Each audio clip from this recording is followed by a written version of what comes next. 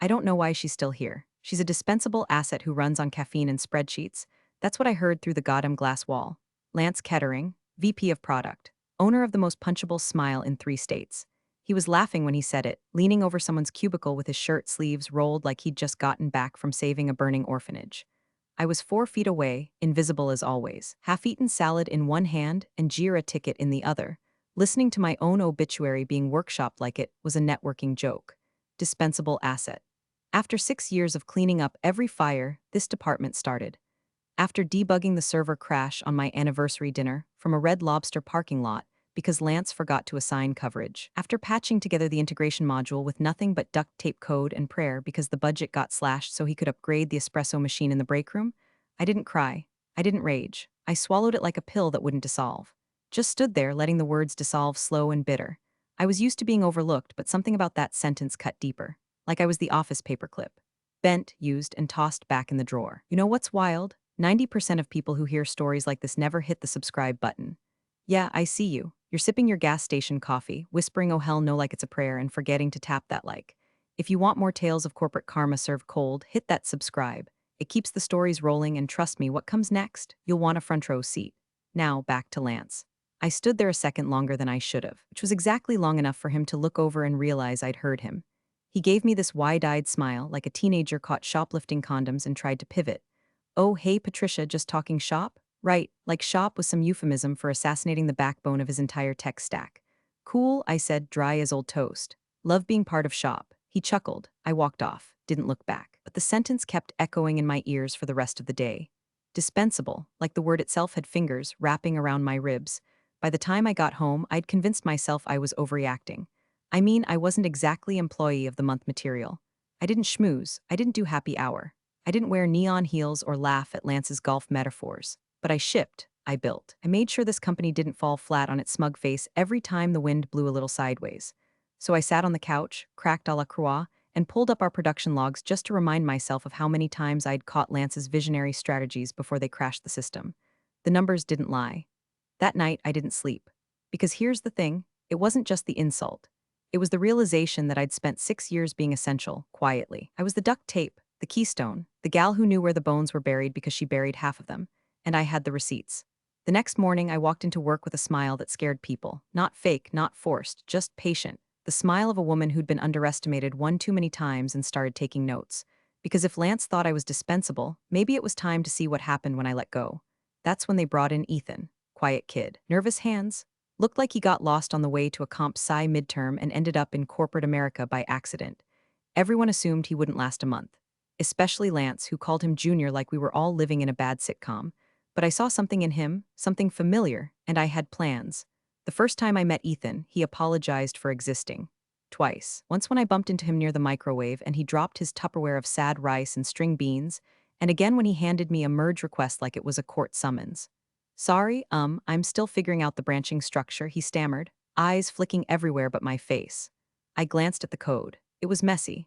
Not broken, just unsure of itself like the person who wrote it. He hadn't messed anything up permanently, which in our department counted as a small miracle. You didn't light the building on fire, I said, handing the printout back. That's a win. He laughed, more a wheeze than a chuckle. Kid looked like he hadn't eaten a full meal since the onboarding pizza. Pale, always blinking like he expected to be hit with a Nerf dart or a layoff notice. Welcome to Nexora, Ethan, I added. We survive mostly on caffeine, sarcasm, and the misguided belief that someone in management knows what they're doing. He smiled for real that time. It was small, lopsided, but real. Lance, of course, didn't notice him. Barely even acknowledged his existence except to bark vague directions like ask Patricia how we do deploys or run this through Jenkins or whatever. Classic leadership by deflection. The only time Lance looked at Ethan directly was during an all-hands when he forgot Ethan's name and called him Ali. So naturally, Ethan started hovering around my desk like a stray cat who couldn't decide whether I was safe or a boot in disguise. I didn't mind. In fact, I saw something in him that reminded me of, well, me 6 years ago. Wide-eyed, overwhelmed, wondering which mistakes would get me noticed and which would get me fired. I started helping him out quietly. No big displays, just nudges, suggestions. I rewrote a few commits, then walked him through why. Explained what code review really meant around here. Translation: don't make Lance look stupid, even accidentally. Showed him where the real knowledge was stored, hint, not in Confluence, but in a private Slack group called Dead Man's Switch where the senior devs kept actual documentation like it was Cold War intel. He was sharp once you cut past the nerves. Started picking things up fast. I'd correct a function once and never have to repeat it. Even caught a bug in one of Lance's pet modules, though I gently convinced him not to flag it in Jira. Office Politics 101. Never outshine a narcissist unless you've got an exit strategy or a parachute.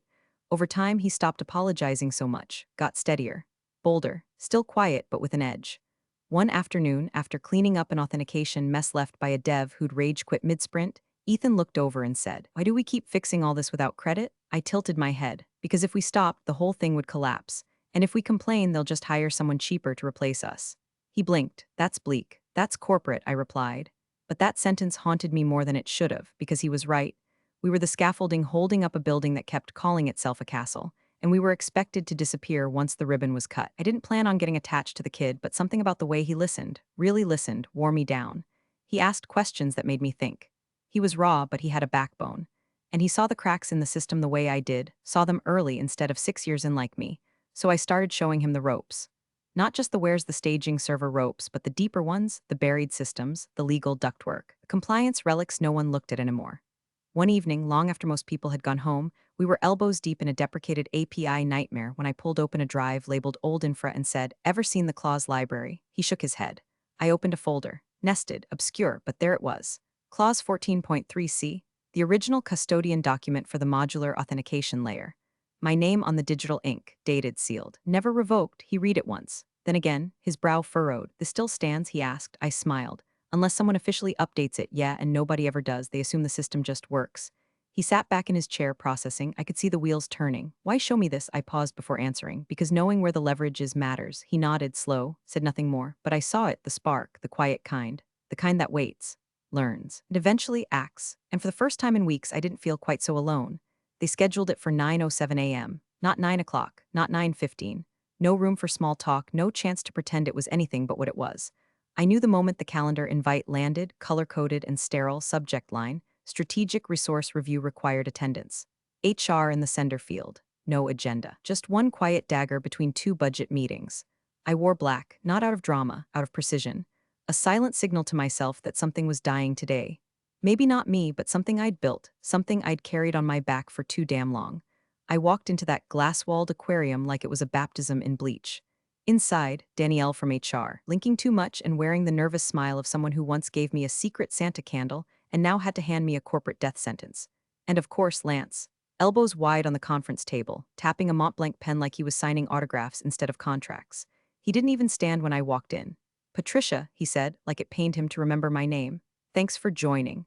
Danielle inhaled like she was about to perform mouth-to-mouth. "We've been conducting a company-wide optimization strategy review, and unfortunately, it's the budget," Lance interrupted, grinning like a game show host announcing a bad prize. "You know how these things go." I nodded slowly, letting them talk. I wasn't going to make it easier with questions. I'd seen this script before, just never with my name on it. "Your role, while valued, overlaps with some newer strategic directions," Danielle added. "This isn't a reflection of your performance."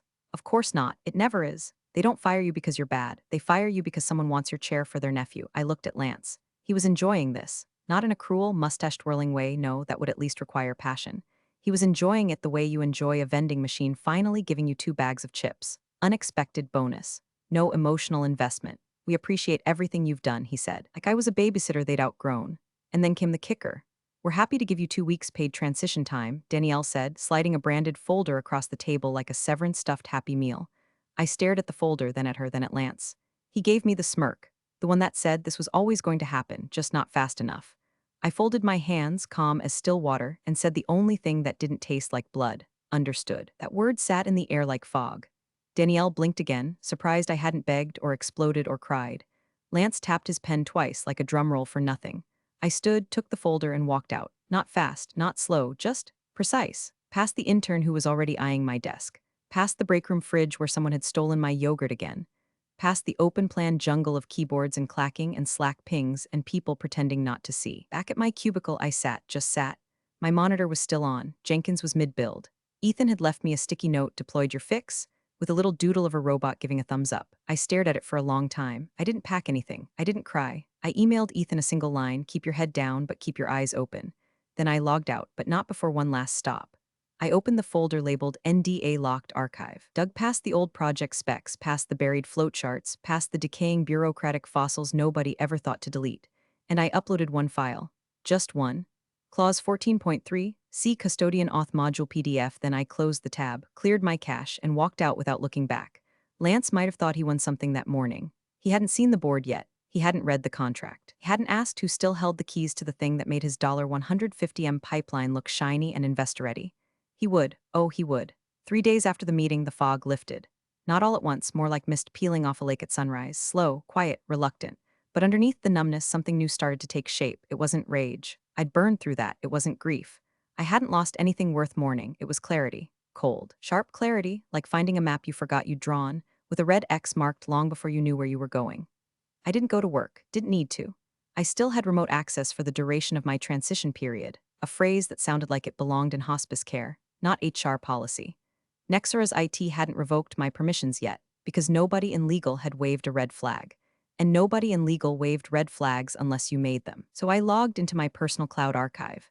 Not the official Nexora drive, the one they'd probably sanitized already, but the encrypted corner I kept off-grid. My own little graveyard of legacy code, stubbed modules, dependency trees, and every mistake we ever fixed under cover of darkness. And there it was, buried under 3 folders of backlogged build notes and a zip file called Do Not Delete V2, like I'd been leaving myself breadcrumbs all along. Clause 14.3, C, Custodian Auth Module PDF. I clicked it open.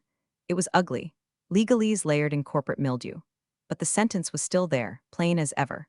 Primary custodianship of the modular authentication framework, including all derivative logic and branching subarchitectures, remains assigned to the original architect of record, P. Wexler, until superseded by formal redesignation approved by compliance and legal. Dated, initialed, backed up. Archived, and this was the kicker, never updated. 6 years ago, we drafted it in a fit of startup paranoia back when everyone was scared of IP theft and contractor lawsuits. The clause was a failsafe. Back then, I didn't think much of it. It was just one more paper in a stack of paperwork no one ever read. But now it was a lit match in a room full of gas. They never redesignated it, never rescinded it, never even asked. I wasn't someone they planned around. I was the scaffolding they forgot to dismantle. My name still lived on the only module that mattered, the one powering Nexora's new licensing deal, the one they'd spent the last year polishing for market. Lance had built his little press tour around it, called it a revolutionary leap in security infrastructure, said it future-proofed our entire platform. Funny, because legally, he didn't own it. I sat back in my chair, exhaled, and for the first time since that meeting, I smiled, not a bitter one, not angry or smug, just satisfied, like a craftsman checking the final seam on something carefully, silently stitched. I didn't send it to legal. I didn't email Lance. I didn't make a noise. Instead, I picked up my phone and called Ethan. He answered on the second ring, breathless. Patricia, you busy? Just hiding from Lance.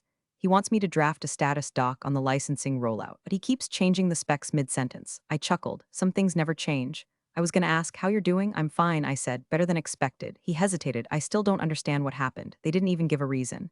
One day you're the glue holding this place together, the next, gone. I opened the clause, took a screenshot, texted it to him mid-call. He went quiet.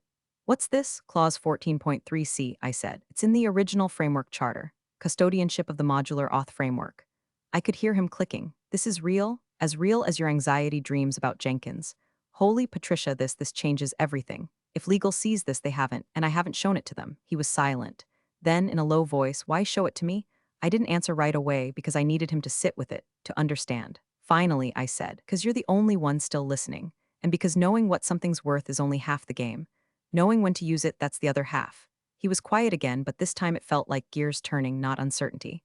I didn't need to tell him what to do. I didn't need to spell it out. I'd planted the seed, that was enough. Lance had underestimated me. He was about to underestimate Ethan too. They rented a damn spotlight, not metaphorically. A literal spotlight. Mounted in the corner of the atrium, sweeping across rows of standing desks and demo booths like this, was the Oscars for white-collar mediocrity.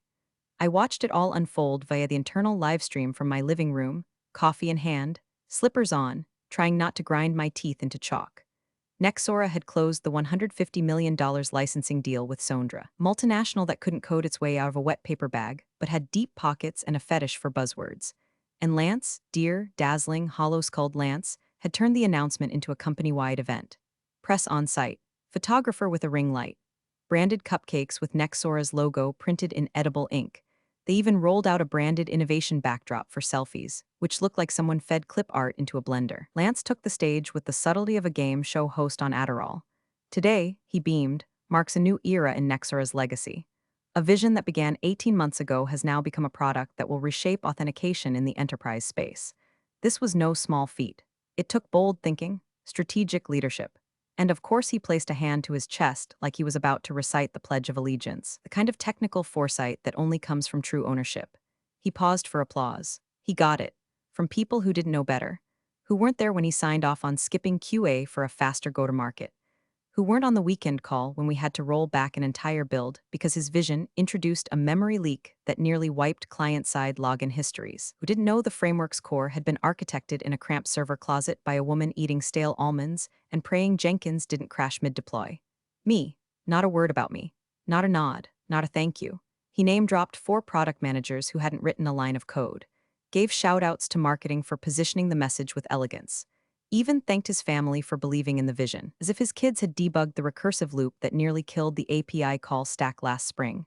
And at the very back of the room, flanked by 2 potted plants and a catering table, stood Ethan. I saw him on the live stream, arms crossed, back straight, face blank, but the kind of blank you get just before the dam breaks. Not anger, not shock, something deeper. Disappointment scorched into silence. He was wearing the tie I gave him. Navy, clean, conservative. That it made him feel like someone. Now it just looked like armor. I could tell he hadn't clapped. The camera panned back to Lance, who was now showing off a slide deck filled with stats and phrases like scalable integrity and modular trust orchestration, which meant exactly nothing. Then came the final slide, $150M signed. Global licensing rights secured. Vision by Lance Kettering. And below it, his face. Photoshopped heroically. Chin raised. Eyes full of pretend purpose, as if he'd personally hand-stitched every line of back-end logic like some kind of artisanal coder. I wanted to throw my coffee mug through the screen. Instead, I muted the live stream and opened Slack. I hovered over Ethan's name. Typed, still think it's too early? Waited, watched, no reply, but I saw the typing dots flash, stop, then start again. Then nothing. He was thinking, weighing, that was enough because the walls were closing in. Lance didn't know it, but the floor under his Italian loafers had started to crack the moment he opened that PowerPoint and claimed full ownership of a system whose legal foundation still had my name burned into the stone. It wasn't my voice on the stage, but it didn't have to be. Ethan was in the room, and he knew what I'd built, where the bodies were buried, where the documentation lived. What clause lived at the bottom of the repo like a sleeping dragon with my initials stitched into its scales. Lance had made his move. The next one wouldn't be loud, it would be lethal. The room was too quiet for a celebration. This wasn't the atrium circus with cupcakes and photo ops. This was conference room C, the one with the frosted windows, the low ceiling, and the silence that felt like it had a weight class. No live stream, no applause. Just 6 people seated around a long oval table pretending this wasn't about to blow up something very expensive. At the head of the table, Lance, still in his showman suit, only now it looked tight across the shoulders. His tie was crooked. His eyes flicked toward the legal rep like he expected a pop quiz and forgot to study.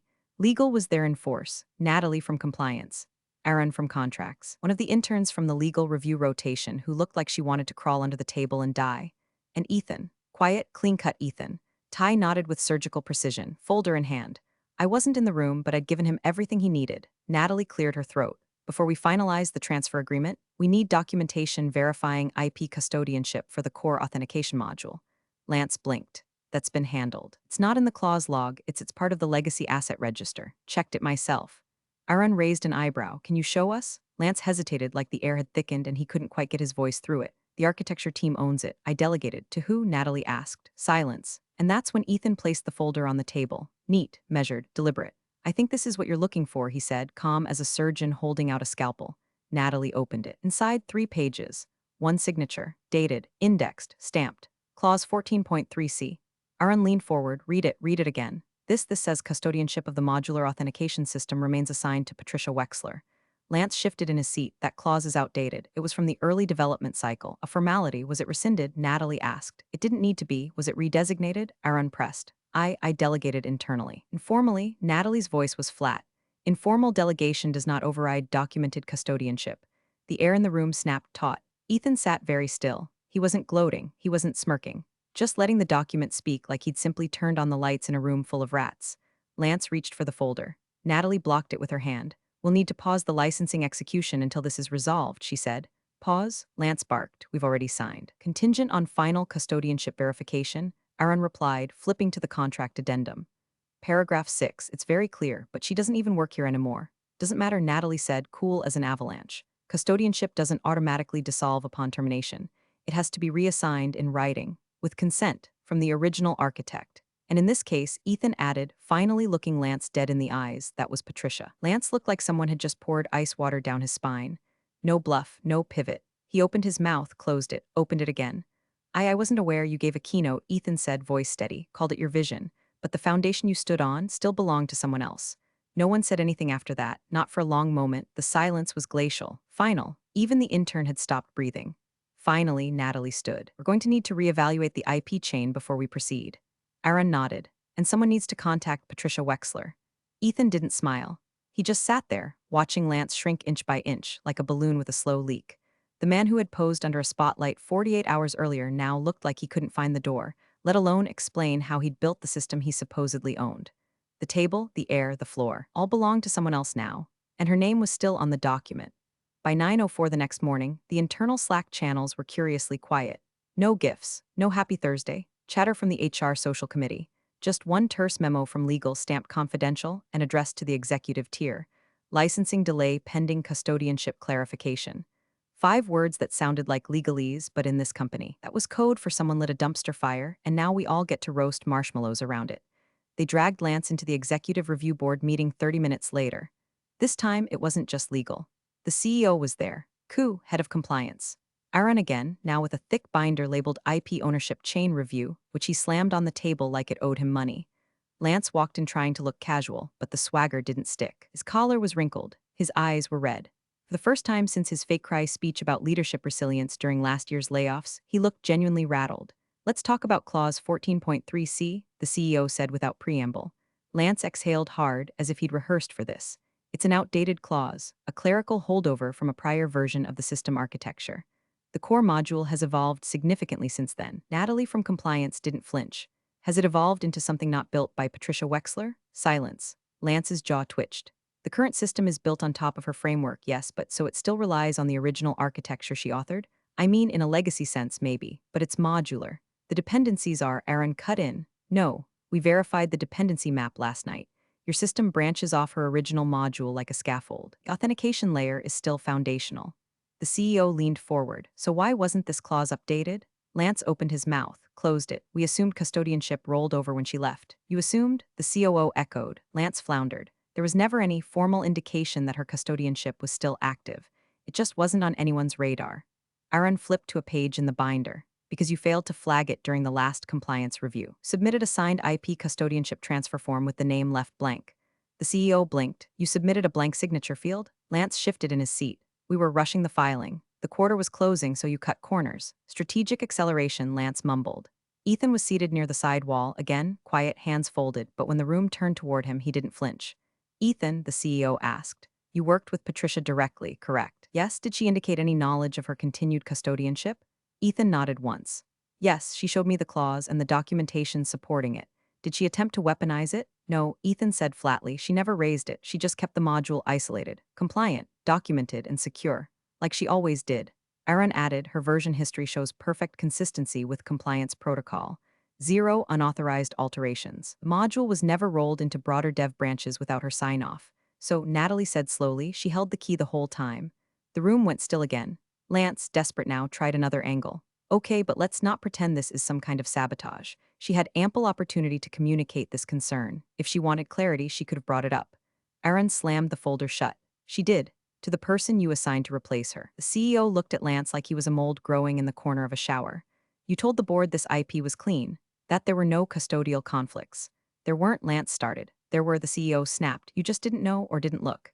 Either way, your job was to know. Lance deflated like a balloon left out in the sun. Every justification he'd polished for years, his metrics, his market speak, his glossy investor deck, none of it mattered here. Not with the clause on paper. Not with Patricia's name in ink. Not with Ethan backing her up with steady calm that made Lance look like a clown trying to juggle legal grenades. In a glass-paneled room down the hall, I sat watching the security feed on mute. Ethan had given me access, his transition gift, he'd called it, a quiet window into the reckoning. I didn't smile, not really. But there was something in my chest, a stillness, a knowing. Lance had always treated me like scaffolding. Something temporary, necessary but disposable. Funny thing about scaffolding, pull the wrong pole and the whole damn building shifts. They called me in on a Friday. No agenda, no heads up, just a brief message from Aaron, polite but heavy. The board would like you present for the custodianship resolution review. 11 a.m. Conference room A, not C, not the legal pit. A, where the executive board met behind soundproof walls and million-dollar secrets. I hadn't stepped foot in that room since year 2, back when Nexora was still a startup and people still remembered who built things. I wore gray, no jewelry, no makeup. Just the version of me that had always been there, clean, measured, forgettable until someone needed saving. When I walked in, the room was half full.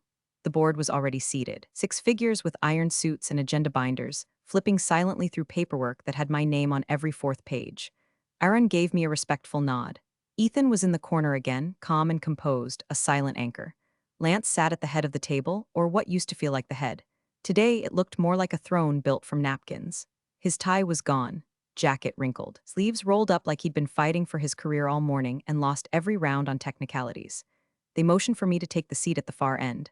Not at the table, against the wall. I didn't flinch, just sat, legs crossed, hands in lap. Natalie began. The board is currently reviewing the legal viability of executing the licensing deal without a full custodianship transfer from Miss Wexler. Clause 14.3, C, remains binding. You're in breach if we proceed without her signature. The CEO added, Sondra has been notified of the pause. They are unhappy. Translation, there were lawyers circling in the water now. Lance hadn't spoken, not yet. He kept glancing at me, like I was a ghost sitting in the corner of his mansion, reminding him he didn't own the foundation. Finally, he spoke. Quiet, controlled, but tight around the edges. Did you plan this? 6 syllables, acidic and desperate. Room shifted like everyone exhaled through their teeth at once. I didn't blink. No, I said, you planned this. I just documented it. Silence, pure, dense silence. The kind that clings to your skin, that sticks in your throat. Lance opened his mouth, then shut it again. Ethan cleared his throat and addressed the board. The module in question was kept isolated by Patricia per protocol. We validated the access logs. There were no shared forks, no unauthorized changes. Our documentation is complete, signed, and unbroken. Natalie confirmed. It meets every internal audit requirement. The COO looked at Lance. So you built an entire campaign around a module you didn't technically own. Lance mumbled something that sounded like it was the same system. It was hers, the CEO snapped. And you stood on a stage 2 days ago and told the world it was yours. I sat there, unmoved. No gloating, no victory lap, just the truth, laid bare under fluorescent light. Lance looked at me again, eyes bloodshot, sweat darkening the collar of his shirt. I didn't look away, because here's the thing about power. Real power doesn't shout, it doesn't strut. It doesn't hold press conferences, it waits, it documents. It builds quietly in a corner until someone thinks they can paint over it, and then the walls shift, and suddenly they realize the foundation was never theirs. Patricia, the CEO, said, I'll be in touch formally regarding custodianship transfer options. You're under no obligation to sign anything today. I know, I said, nothing more. I stood when they dismissed us. Lance remained seated, didn't say another word, didn't follow me out. He couldn't, not when the board was still staring at the throne he'd built on sand. The memo hit the company inbox at 6:12 a.m. on Monday. Subject, temporary leadership transition, product division, no pleasantries, no euphemisms. Just a blunt announcement that Lance Kettering was being removed from all licensing deal oversight, effective immediately, pending internal investigation into documentation irregularities. They didn't even give him the courtesy of a farewell email. By 10 a.m., every glass wall on the 3rd floor buzzed with whispers. Screenshots of his keynote Slide with Vision by Lance Kettering were now meme fodder. One engineer photoshopped it to read, Built on a Lie by Lance Kettering. The post got 87 emoji reactions in the first hour, most of them popcorn. The intern who used to fetch his $6 lattes now sat at the desk beside Ethan, quietly updating the authentication branch permissions that had, until last week, been tied to a name no longer welcome in the room. They reassigned the licensing project to a crisis response team. Aaron was looped in full time. Legal pushed back the Sondra contract by 30 days, citing custodianship integrity review. Translation, clean up the mess and fast. As for me, they tried. The head of HR reached out by noon. We'd love to discuss a new opportunity with you, Patricia, Director of Systems Integrity. A dedicated role overseeing infrastructure continuity and IP custodianship. The salary was a leap. The title came with a parking space, a corner office, direct line to the executive suite, but I'd already said yes elsewhere. The offer came through 3 days prior from Viridian Tech, one of Nexora's competitors. Smaller, quieter, no press stunts. They reached out after hearing what happened. Word travels fast when your documentation derails a $150M deal. They didn't ask for a second interview. They didn't lowball. They offered equity, ownership. A blank slate with a single condition, build it right. I accepted. On my last day inside Nexora's walls, I returned my badge, boxed up a few personal items, one plant, a coffee mug, a notebook full of diagrams they never bothered to read, and stopped by the conference room where it all unraveled. It was empty now. Still.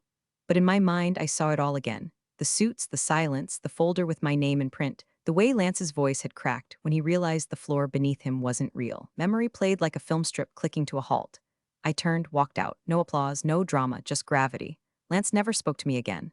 I imagine he's still trying to find someone else to blame, still rewriting the story in his head, trying to pretend he tripped over red tape instead of the truth. But the board knew, legal knew, Ethan knew, and me? I didn't need a parade. I didn't need vindication printed in bold font. I had something better, a new desk, a real title, my name inked beside a contract that meant something, and the knowledge that while some people build empires on hot air, I'd built mine in silence.